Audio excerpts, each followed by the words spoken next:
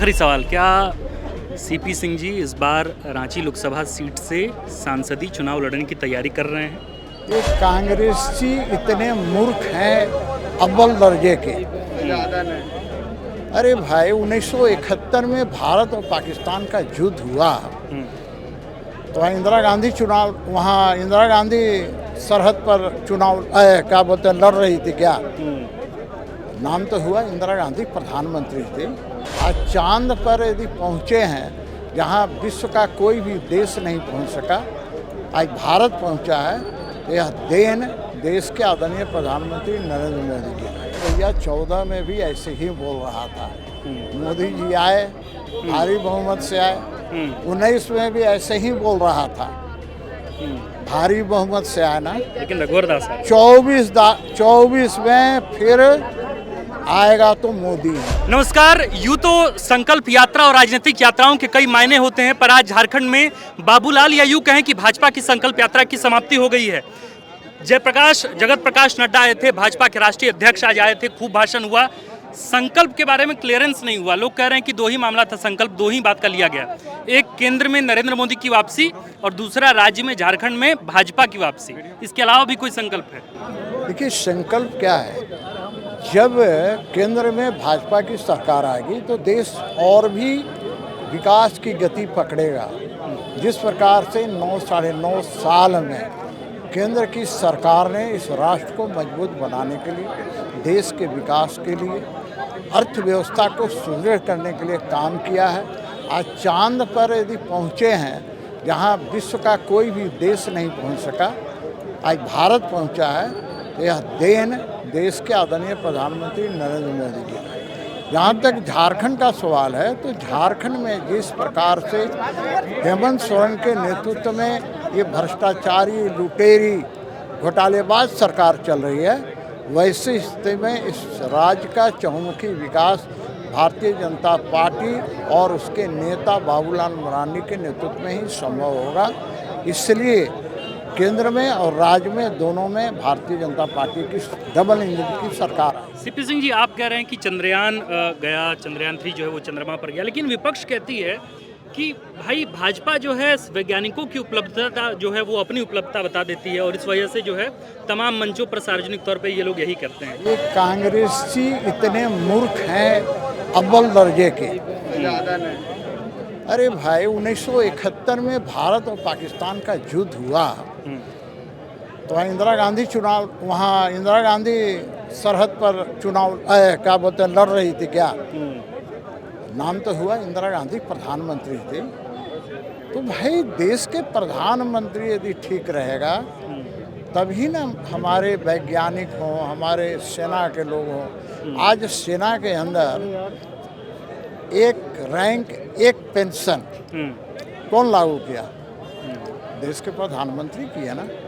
तो लड़ती तो सेना है, लड़ती तो सिपाही है, लेकिन नाम तो उसका कप्तान का होता है कि नहीं होता है? इतना उल्लू। संकल्प तो आप लोग ले लिए हैं आज। संकल्प तो ले लिया, खूब सारे विधानसभा के खूब लोग आए, लेकिन ये लगता है कि ये जो संकल्प पूरा हो पाएगा, चूंकि अगले ही साल 2024 में लोकसभा के भी चुनाव होने, विधानसभा के भी चुनाव होने। ये तो संकल्प की ये भैया 14 में भी ऐसे ही बोल रहा था, मोदी जी आए भारी बहुमत से आए।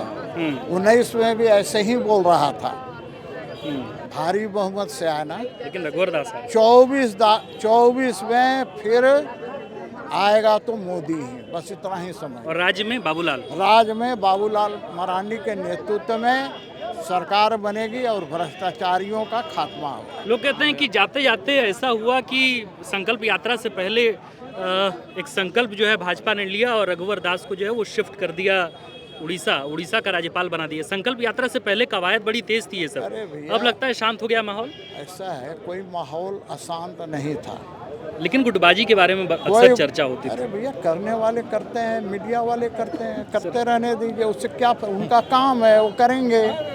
हमारा जो काम है हम करेंगे, पार्टी का जो काम है पार्टी करेगी। भाई उनको तो बड़ा पद दिया गया ना, महामहिम राज्यपाल का पद दिया गया। अब लोग उसमें भी राजनीति ढूंढते हैं, तो राजनीति ढूंढने वालों को मुबारक। आखिरी सवाल, क्या सीपी सिंह जी इस बार रांची लोकसभा सीट से सांसदीय चुनाव लड़ने की तैयारी कर रहे हैं। देखिए, मैं भारतीय जनता पार्टी का एक कार्यकर्ता हूँ और कार्यकर्ता होने के नाते मैं काम करता हूँ, पार्टी का ईमानदारी से काम करता हूँ।